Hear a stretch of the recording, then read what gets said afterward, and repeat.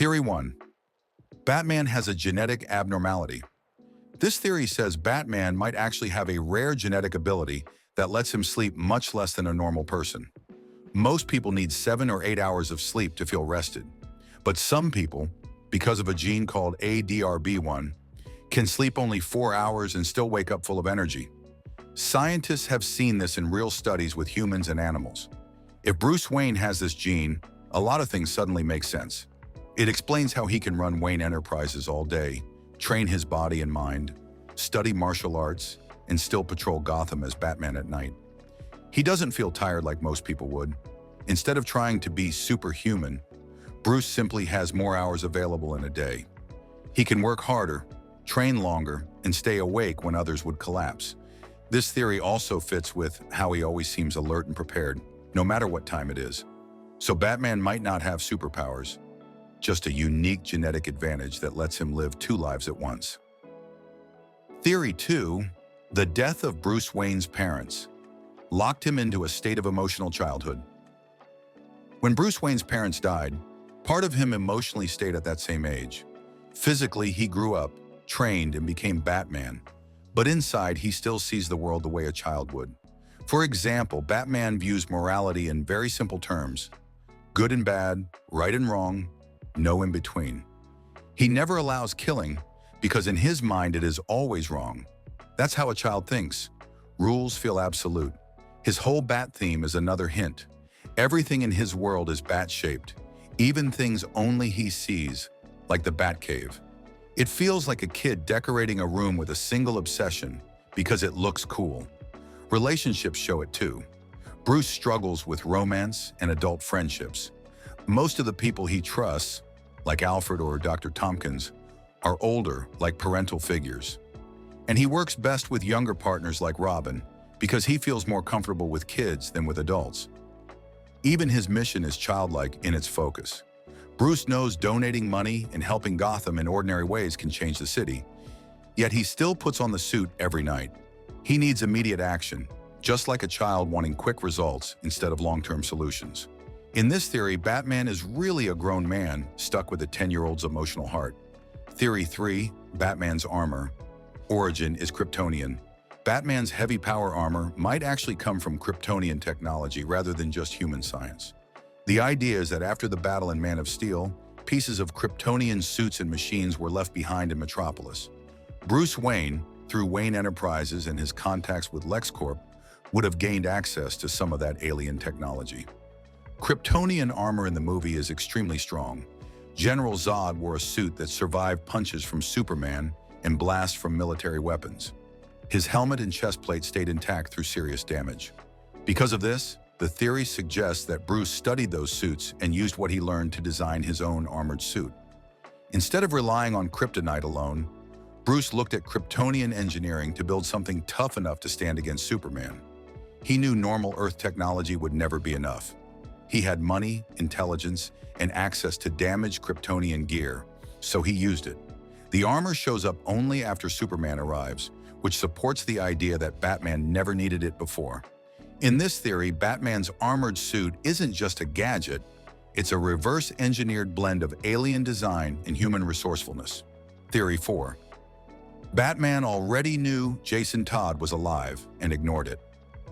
Arkham Knight's emotional gut punch comes from Batman realizing the Arkham Knight is Jason Todd, the protege he believed murdered by Joker years earlier.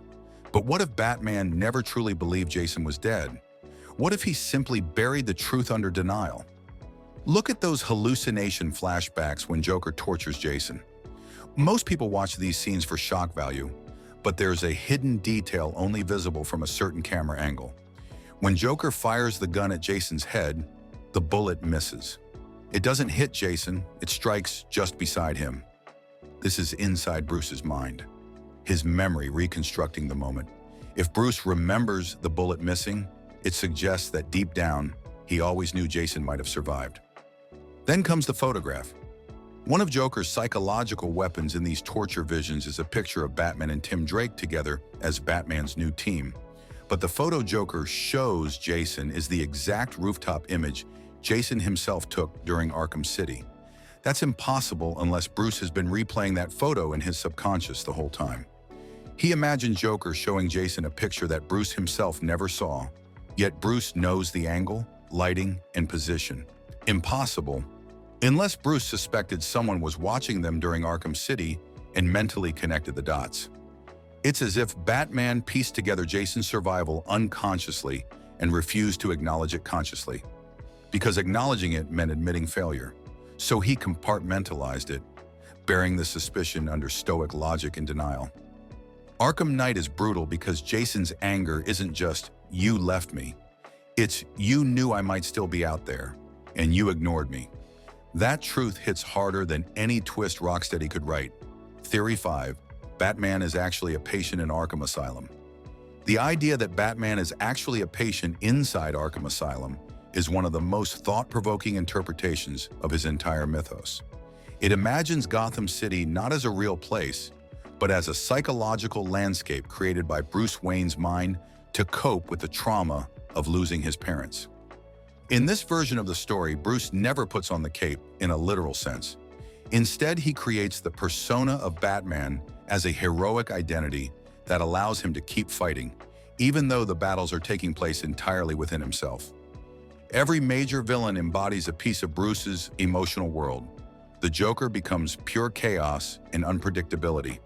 Two-Face reflects the struggle between order and instability. Scarecrow represents fear and the lingering effects of trauma. Gotham itself transforms into a mental maze filled with memories, guilt, and unresolved pain. It feels endless because Bruce's inner conflict has no clear finish line. Works like Arkham Asylum, A Serious House on Serious Earth, and the Scarecrow sequences in the Arkham games give this theory a powerful sense of possibility. The shifting environments, distorted voices, and dreamlike scenes feel less like external threats and more like a mind wrestling with itself. The beauty of this interpretation is that it highlights Bruce's strength in a new way.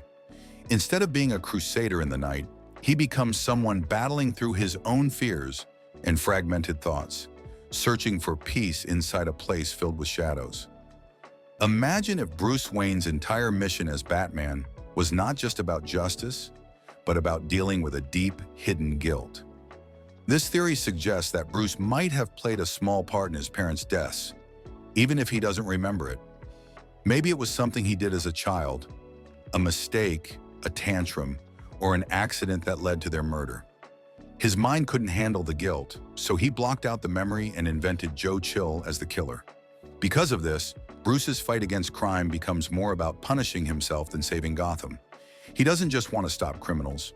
He's trying to make up for something he feels responsible for, even if he doesn't fully understand why. Stories like Batman, Ego explore this idea when Bruce faces the darker side of himself and wonders if his desire for revenge is really just him running from his own guilt. Although there's no clear proof of this in the comics, it's a theory that makes sense on an emotional level. It suggests that Batman's quest for justice is really a way of trying to heal an old wound that he can't forget, but can't fully understand either.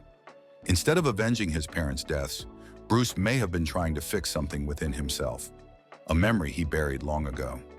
Theory 6. The Batman who laughs is Bruce's darkest fear. The Batman who laughs is a version of Batman who has been infected by the Joker's toxin. But he's not just another villain. He's what Bruce fears most. He represents Bruce becoming Joker. This version of Batman takes all of Bruce's intelligence, planning, and control and combines it with the Joker's madness and cruelty. Instead of being a new villain, the Batman who laughs is the personification of everything Bruce has spent his life trying to avoid. He's what happens when Batman gives in to his darker side. It's the idea of one bad day. That moment when Joker always tells Batman he's just one step away from becoming him. So the Batman who laughs is Bruce's deepest fear, that one day his need for control and order might break, and he'll become the very thing he fights against. He's the nightmare that Bruce holds deep inside, the version of himself that could be more dangerous than any villain. Theory 7. Robin is a fail-safe weapon against Batman. Batman is always ready for anything, even if that anything is himself. This theory says that training Robin wasn't just about having a partner. It was about preparing for a time when Batman might lose control. If Bruce ever turned too dark or became a danger to Gotham, Robin would be the one to stop him. Each Robin was chosen for a reason. Jason Todd was the one who could challenge Bruce and push him to question his decisions. Tim Drake helped keep Bruce grounded, stabilizing him mentally after tragedy. Damian Wayne, being Bruce's son, was trained to be just as ruthless as Batman, capable of taking action when needed. So Robin isn't just there to help fight crime. He's a backup plan, someone Batman trusts to take him down if he ever crosses the line. Robin is Batman's failsafe, always ready, just in case the Dark Knight needs to be stopped. Theory 8. Joker is Batman's older brother. What if Joker isn't just Batman's greatest enemy, but his older brother? This theory is inspired by the 2019 Joker movie, where Arthur Fleck, the character who becomes Joker, claims to be Thomas Wayne's son. While the movie dismisses it as a delusion, the idea sticks around. What if Joker really is Thomas Wayne's illegitimate child?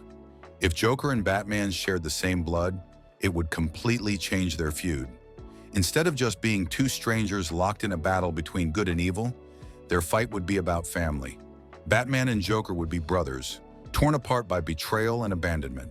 Thomas Wayne might have kept Joker hidden, or even forgotten about him, while Bruce grew up with the perfect life. This twist makes their rivalry more personal. It's not just fate that sets them against each other, it's family drama. Batman would be fighting not just a criminal, but a sibling filled with anger and resentment. A sibling who feels rejected by the family he never knew, while Bruce has everything. This theory turns Gotham's greatest battle into a tragic tale of brotherly betrayal.